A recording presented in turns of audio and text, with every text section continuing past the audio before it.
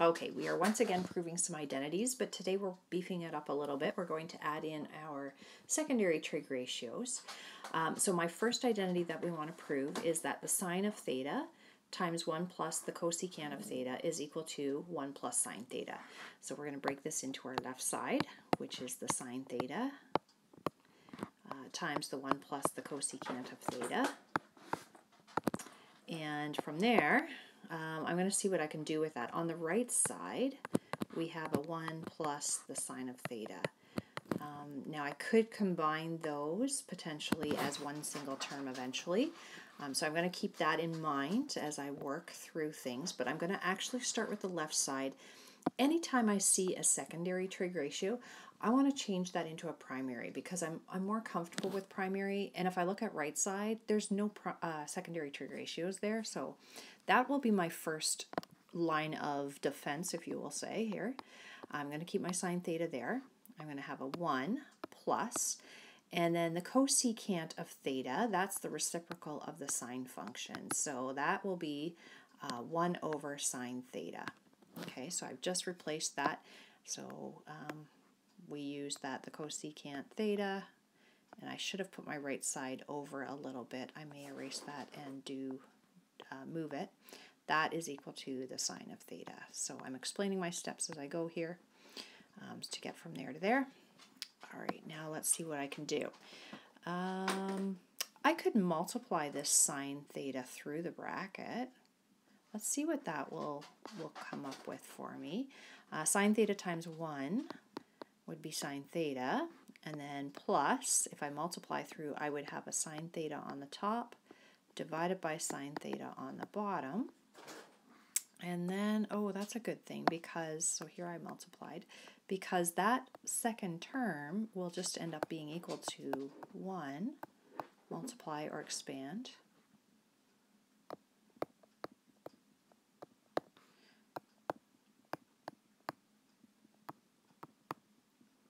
I think I'm okay to write all the way over here. Multiply it through the bracket. I apologize, it takes me a long time to write that out. So that sine theta divided by sine theta will equal 1. So we end up with sine theta plus 1. Oh, and if I compare that to the right side now, I have the right side and the left side being equal. That's exactly equal to 1 plus sine theta, which is what the right side is equal to. Okay, so my left side is equal to the right side, and it's quite easily done.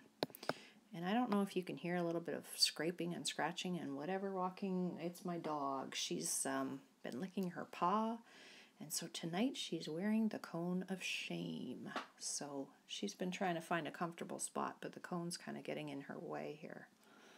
Okay, I'm going to move on to another page. I'm going to start example B, and example B is going to look like this. It's tan of theta times the sine of theta plus the cos of theta. I want to prove that that is equal to the secant of theta. All right, so that's got to equal the secant of theta. Now let me see what we've got here. The right side has only secant of theta. I'm going to put right side way over here. The secant of theta. The left side's all in terms of primary trig ratio, so I'm going to rewrite the secant of theta as 1 over the cosine of theta. So I've just used that secondary trig identity to work with that side. Now I'm going to go back and work with my left side here, and that's equal to tan theta times the sine of theta plus the cos of theta. Tan theta, I know that that is sine theta over cos theta, so let's try that. Sine theta divided by the cos theta, so I'm applying that quotient identity. So that's my tan theta. That is multiplying sine theta, and to that we have to add cos theta. Ooh, that looks complicated now. Looks like a lot more than what I have written down on the right side. So I'm constantly comparing to see what I have on one side compared to the other and how I can maybe make them equal to each other. I'm going to multiply those two together, and sine theta times the sine theta would be sine squared theta over cos theta plus, and then I have cos theta. So I've just expanded So this is quotient identity. I'm going to use the short form QI just because it takes me a long time to write this out on the iPad here. So quotient identity to go from there to there. And then I just multiplied. So I multiplied to get from there to there. So this only has one term here on the right side. So I'm going to see if I can add these two things together. So to be able to add the cos of theta to the sine squared theta over cos theta, I'm going to need a common denominator. So I'm going to times this by cos theta on the bottom, but that means I then have to also times the top by the cos of theta. Let's see what I can do with that now. I've got sine squared theta over cos theta would be adding the cos squared theta over cos theta. Alright, so all we did was got a common denominator, so I'll put CD for common denominator. Now let's see what we have. So I can actually write that as one fraction now, sine squared theta plus cos squared theta, and that's all over cos theta. Oh, wait a second, I see something else here. This reminds me of that Pythagorean theorem. I know that's equal to 1 by the Pythagorean identity. Okay, so we added fractions, add plus fractions, and then to go to the next one, that's going to equal, apply my Pythagorean identity, that's 1 over cos theta. That's a lot simpler now. Hey, wait a second, that's equal to the right side. So left side equals the right side, and our inner nerd feels really happy that we were able to solve this. Okay, and I just need to write that I applied the Pythagorean identity. Pythagorean identity. Okay, sorry, I apologize for the quality, but if you listen to the video, it actually tells you what it says. All right, let's try another example. Go back to my blue pen here. This will be example numbers, letter C, not number C, but letter C. I want to prove this time that the tan of theta is equal to, actually I don't want to do that one. I'm going to erase that. My bad. I'm going to back her up here. There we go.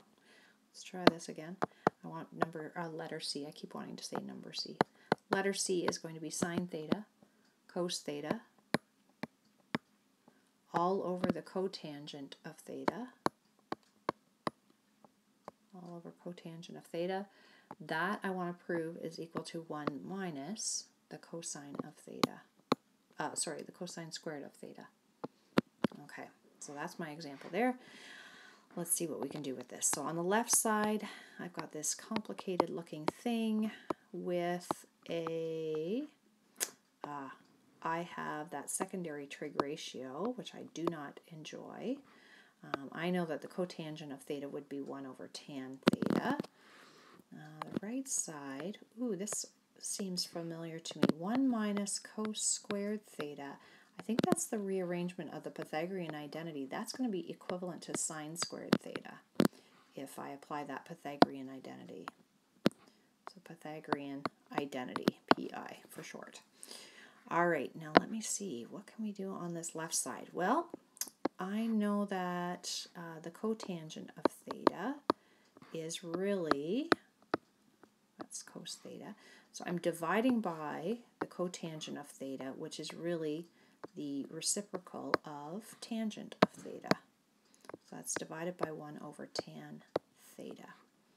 Okay, so I've applied that fact that cotangent of theta is equivalent to 1 over tan theta. Okay, so that's what I've applied to get from that step to that step. Now, I know if I'm dividing by a fraction, that would be the same thing as multiplying by its reciprocal, so that could change to a times by tan theta. Now, on the right side, I only have sine theta, so let's see what else we can do here. Sine theta, cos theta. I know that tan theta would be the same as sine theta over cos theta. Okay, so now I can multiply some things together here. and I forgot to write my step in here. Multiply by the reciprocal, and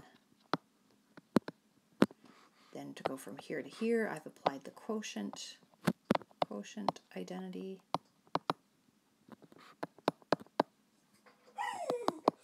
Oh, puppy wants out. All right, and then from here to here, we've got sine theta times the cos theta times sine theta on the top. That would make sine squared theta, which then,